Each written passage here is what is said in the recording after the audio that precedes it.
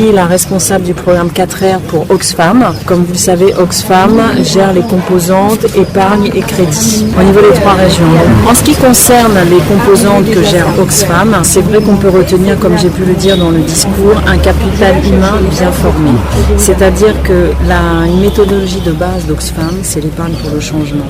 Et c'est vrai que ça a composé un petit peu une base de mise en œuvre pour l'initiative 4R. L'EPC, c'est vraiment un système, si vous voulez, d'épargne et de crédit qui est simple et souple pour les femmes, qui est vraiment mis à niveau pour les femmes. C'est un système amélioré pour le système traditionnel de la tontine et ça a vraiment permis aux femmes d'avoir accès à un crédit simple puisqu'elles le gèrent elles-mêmes. Donc dans ce sens, on est vraiment heureux de pouvoir remarquer que nous avons maintenant plus de 17 000 bénéficiaires, que ce soit hommes ou femmes, qui participent à ces groupes EPC, qui sont ainsi donc bien formés en éducation financière, qui ont une vision maintenant à plus long terme pour créer des activités génératrices de revenus ou pour gérer tous leurs besoins au sein de leur foyer, notamment des femmes. Dans cette composante, on a à peu près 73% de femmes qui sont maintenant donc à même de subvenir aux besoins de leur famille, que ce soit en santé, que ce soit en scolarisation des enfants, pour aussi aider les activités de leur mari. Et donc ça, c'est très important pour que nous aimerions faire particulièrement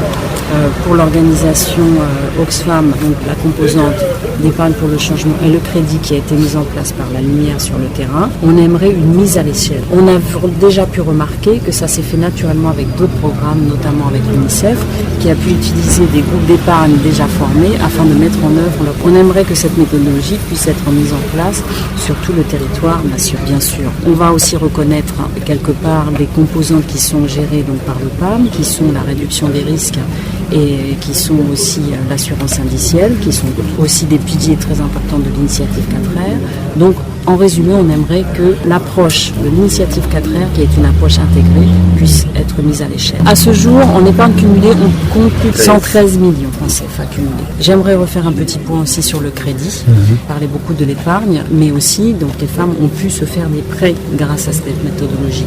Donc ça, c'est quelque chose qui est important. On a aussi un aspect qui est le crédit revolving, où les personnes peuvent avoir accès à crédit, que ce soit au niveau de leur groupement, afin de faire des achats de matériel en équipement agricole. Et tous les participants remboursent toujours à 100%.